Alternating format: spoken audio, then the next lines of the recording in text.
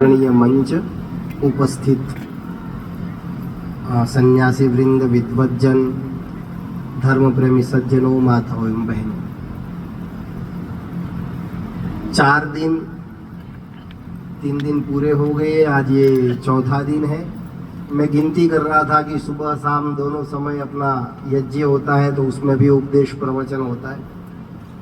तो 6 और 1 7 बार तो आपने वो उपदेश सुन लिया। और 3 दिन में 2 सत्र होते हैं, सुबह और शाम के, 6 और ये अभी 7वां, तो 14 उपदेश आपने 4 दिन में सुने।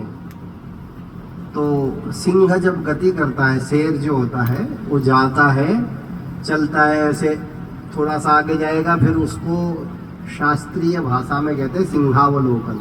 फिर वो पीछे देखता है कि आसपास की क्या स्थिति है। तो ऐसे ही अपने को भी आत्मनिरीक्षण करते हुए कि भाई 14 समय हमने सत्संग सुना, भजन सुने, बहुत अच्छे अच्छे विचार, बहुत बड़े बड़े विद्वानों के, उसमें से अपने काम की चीज क्या है?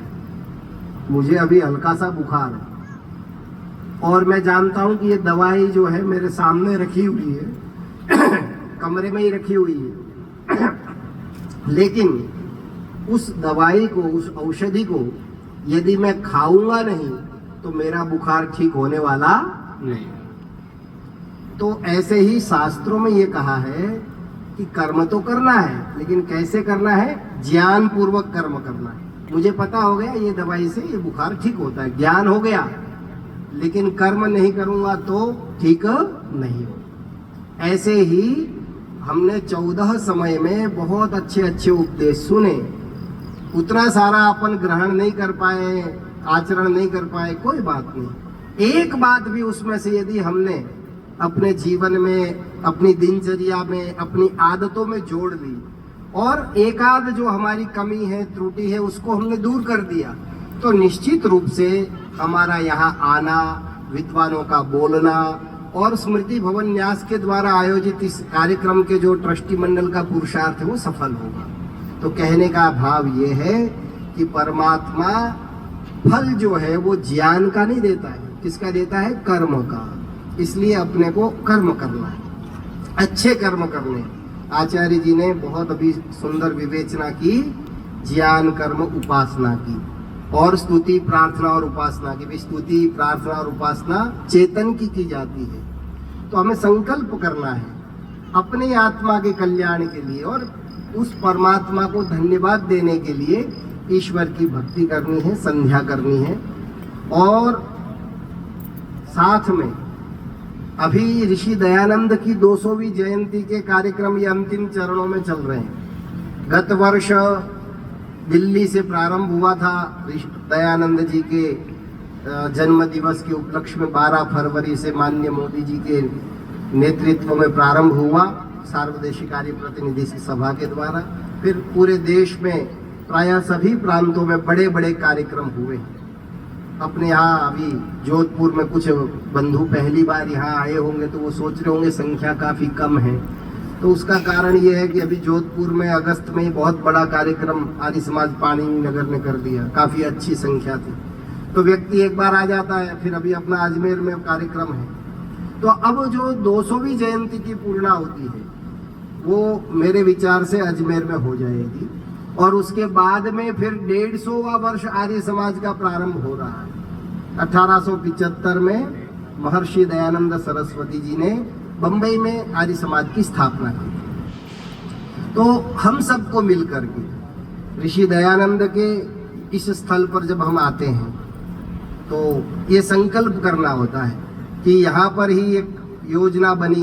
योजना भले लंबी चौड़ी पीछे से रही होगी कि ऋषि दयानंद को समाप्त किया जाए, इनके शरीर को समाप्त किया जाए। तो अब हम दयानंद के, क्योंकि ऋषि दयानंद ने किसी एक व्यक्ति विशेष को अपना उत्तराधिकारी नहीं बनाया, सभी आर्यों को ही बनाया था। उनकी जो पुस्तकें और वस्त्र थे उसका उत्तराधिकारी महर्षि दयानंद ने अपनी परोपकारिणी सभा को बनाया, लेकिन कोई मठ मंदिर उनका अपना था नहीं, कोई आश्रम नहीं था। तो उन्होंने कहा कि सभी आर्य ही मेरे विचारों को और आर्य समाज ही मेरे विचारों को आगे बढ़ाएगा। तो जब हम यहाँ आते हैं उस कक्ष में, स्मृति कक्ष में जब जाते हैं तो वहां बैठ के हमें चिंतन करना चाहिए। और ये ऐतिहासिक धरोहर है कि जिस भवन में, ये तो जोधपुर के मजबूत पत्थरों से बनी है, तो 150-200 वर्ष हो गए, तो अभी तक वो इमारत ऐसी की ऐसी, और ट्रस्ट मंडल उसको समय समय पर उसको रिनोवेशन, रिपेयरिंग करता है। तो उसमें जाकर के हमें संकल्प करना कि यहाँ हमारे आदर्श, हमारे गुरु, योगी, समाज सुधारक, वो यहाँ रहे थे। अपने जीवन के अंतिम 4-4.5 माह यहाँ रहे थे। यहाँ से फिर आबू गए, 4 दिन आबू रहे, और उसके बाद अजमेर, और अजमेर में फिर देहांत दीपावली के दिन। तो उस स्थान पर बैठ करके हम चिंतन करें, आत्मचिंतन करें, आत्मनिरीक्षण भी करें, और संकल्प करें कि देखिए, ऋषि दयानंद ने जहर पिया, अपमान सहा, सब कुछ किया। क्यों किया? सत्य के प्रचार के। लोग सत्य को जानना नहीं चाहते, या धर्म गुरुओं ने, उस समय के जो थे और आज भी, उन धर्म गुरुओं ने ऐसा आडंबर, अपने सनातन धर्म को मानने वाले जो हिंदू लोग हैं, जिन्होंने पुराणों के आधार पर अपनी जो आजीविका चला दी मूर्ति पूजा के द्वारा, तो वो ये सत्य को जानते हुए भी वो स्वीकार नहीं करना चाहते। और ऋषि दयानंद ने जो उपाय हमें बताया है, देखिए, अपन जब रोगी होते हैं तो 3-4 प्रकार का आजकल औषधियाँ, थेरेपी चल रही है। एलोपैथी है, आयुर्वेद है, होम्योपैथी है, कुछ प्राकृतिक भी आ गया। तो तुरंत जिसको तात्कालिक फायदा चाहिए तो अपने एलोपैथी की गोली ले लेते हैं, इंजेक्शन लगाते हैं, तुरंत राहत मिल जाती है।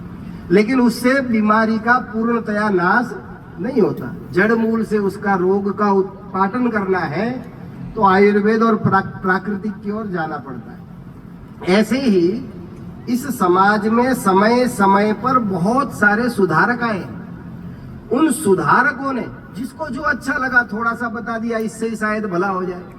लेकिन ऋषि दयानंद ने देखा सृष्टि से लेकर अब तक का मामला कि भाई ये आर्यों का 5000 वर्षों से ये जो पतन हो रहा है, उसका मूल कारण है वेद के विमुख होना।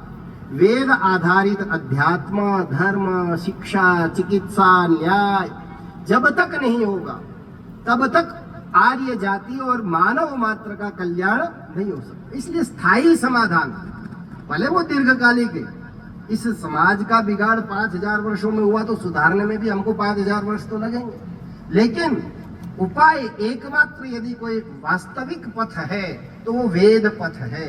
इसलिए स्वामी जी ने कहा कि वेदों की ओर लौटो, वेद का पढ़ना पढ़ाना सब आर्यों का परम धर्म। तो हमें ऐसा स्थायी समाधान दिया है, तो हमें संकल्प करना है कि हम ऋषि दयानंद के बताए हुए पथ पर चलें। और उसके लिए आवश्यक क्या है? ऋषि जी स्वयं योगी थे, घंटों तक योगाभ्यास करते थे। हम योगी नहीं बने तो कम से कम थोड़ी देर उनके द्वारा रचित संध्या तो कर ही ले। तो 3-4 चीजें अपने जीवन में अपने को अपनानी। पहली, संध्या। अच्छी प्रकार से सुबह शाम ईश्वर का चिंतन करना है, मनन करना है। आप संध्या के मंत्रों से करें, बहुत अच्छा है। कम पढ़े लिखे हैं, गायत्री मंत्र या ओम का जप करें। इससे हमारी आत्मा का कल्याण होगा और आत्मा का बल भी बढ़ेगा और हमारे अंदर प्रेरणा रहेगी, कभी हम निराश और हताश नहीं होंगे। दूसरा है स्वाध्याय। अपने ऋषियों ने कहा है स्वाध्यायान मा प्रमदः, और योग दर्शन में सूत्र है स्वाध्यायाद इष्ट देवता संप्रयोग। स्वाध्याय में कभी प्रमाद नहीं करना।